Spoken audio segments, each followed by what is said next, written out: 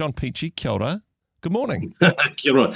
I am actually funny you should say that because I am too young. That song was recorded this week, 62 years ago, the year that I was born. So What? 1962, 62 years ago, mate, and recorded by a very young man called well, in fact, he went by the name of Paul McCartney, but his real name was James. Did you know that? His real name I was did not know. James. We're learning a lot on this morning's show.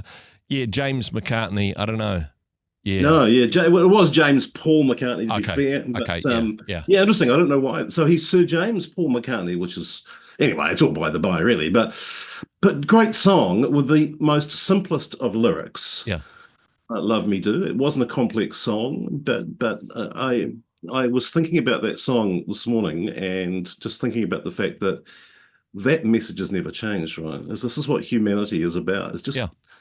we just we just want to be loved, right? We just want to engage with someone or some process that loves us and encourages us. And I've been teaching leaders this lately, speaking at conferences about the fact that love wins, guys. Yeah.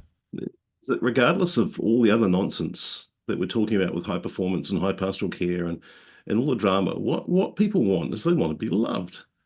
And they want to be loved in their workplace as much as they want to be loved in their private life. And that's not a conversation that we have very often, actually, because it's all about KPIs and fulfilling the roles and responsibility and accountability and authority and all that sort of nonsense. But actually, I believe wholeheartedly, and I would tend to say that some research that backs it up very clearly now, is that what people want to be in their places of work in their lives is just simply to be loved.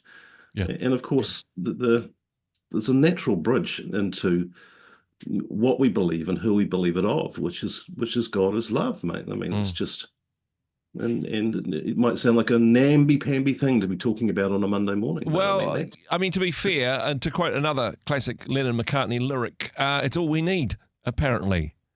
And beautiful. and let's throw some Burt Bacharach in there, something that the world has just too little of, That's apparently. right. It is What an the interesting world thing to talk does. about because, I mean, hey, if my boss looked me in the eye and told me that he loved me, I'd be thinking about phoning HR.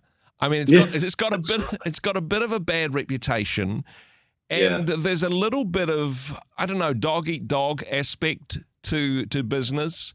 You know, you're only as good as the next guy who may be younger and cheaper and better looking, and more tech savvy than you are. So actually, genuinely caring for people, honestly, who's got time for that in the business world? Well, maybe that's why the good people are leaving, right?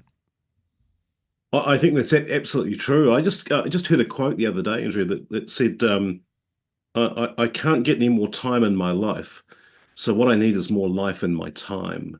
Mm. And that for me is about abundance and what Jesus promised us.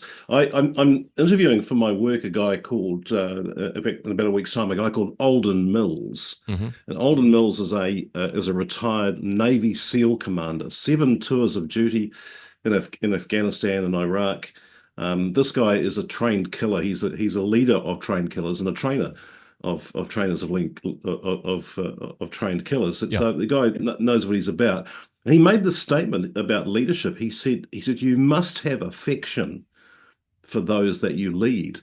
And if you think about the context of that, he's talking about these guys who kill for a living. Yeah. And he says you must have affection towards them. I've asked him to do an interview with me to talk about a book that he's written and to talk about exactly the subject because that's a huge statement, right? You must have affection for those that you lead. But I believe that to be absolutely true.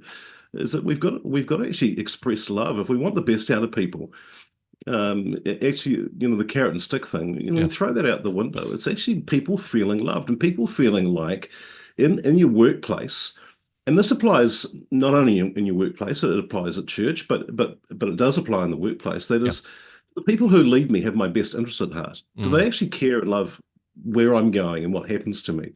And when people come to that conclusion, I feel loved in my workplace. I feel like this is a family. This is extended family. Yeah. This is fun now when I come to work. I spend so much time and energy and skill in my workplace. I want to feel loved.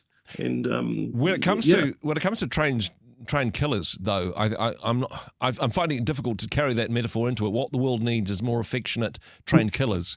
But I suppose within there is a mixed metaphor. Within the context of the work that they do, though, actually to have a band of brothers that you know that every single member of that team would be prepared to take a bullet for you. We're circling back to Scripture, that we show love in the fact that we are willing to lay our lives down for our brother and for our friend, that we care so deeply about people that we would sacrifice what we have in order to bless and benefit them. That is something that the world has just too little of. Yeah, no, absolutely right. That's totally true. And I think you boil it down into a work day-to-day context, and really the question is profit and profitability more important than the people who generate that? Yeah. And that's the real question you've got to ask, is the humanity around me more important than getting this job done? Yeah. And I'm sure there'll be ferocious debates over that. But it's the old thing, really. Happy people who feel loved and happy and settled are highly productive people. Yeah. So the thing plays out. But kind of coincidentally, I was just yesterday watching. You must have been on my prophetic wavelength, because I was literally watching a behind-the-scenes movie that was made about the making of the Band of Brothers. Okay, yeah, a tremendous story about Easy Company. And when you see some of these who were very, very elderly men when they were being recorded as part of this process, they absolutely had a deep love for each other, and they were prepared to lay down their lives for the sake of their friends and their country. And I think it's a fascinating topic. Fascinating topic indeed. I think it goes beyond the leadership principle. I know that's your thing. Now, for this guy that you're going to be talking to, that's coming up on the People's Mechanics podcast. Is that correct? People can hear that conversation? It is. It'll be on there in a couple of weeks' time. And so I try and interview people who I think have got some different and some smart things to say, looking for alternative answers in a world which seems to have lost its little old way. Yeah, I thoroughly recommend that people do check that out. But this principle of leadership, I think, also applies to our colleagues. That if we are wanting to not just put our best foot forward, but not stand on the toes of others in terms of doing that, then we celebrate when our colleagues do well, not just when we do well at their expense. It changes the climate. It changes the atmosphere, the culture in which you work. It becomes a place where it's a pleasure to get up on a Monday morning and serve the company that pays you. Yeah, look, absolutely, and I think the servant leadership model, which Jesus embodied and demonstrated, and that we can live out of, is always about the others. I say the evidence of great leadership is always in others. It's never in the person themselves. It's always in the results. And for me, that is, a simple question: how can I help you succeed? How can I lift you up? Because when you rise, I rise as well. And I think that's a very simple and basic premise. But unfortunately, the majority of the leadership models across the face of the earth is command and control. Hey, thanks very much for joining us in the Rhema studio. Thanks very much for watching the interview. It's kind of nice to have an audience, actually. And if you did like what you watched, then do give us a like, do give us the thumbs up. And if you'd like to see more interviews like that one, or perhaps even better, subscribe and those interviews will come straight to you. Don't forget to turn on your notifications, and we'll see you in the next one. Cheers.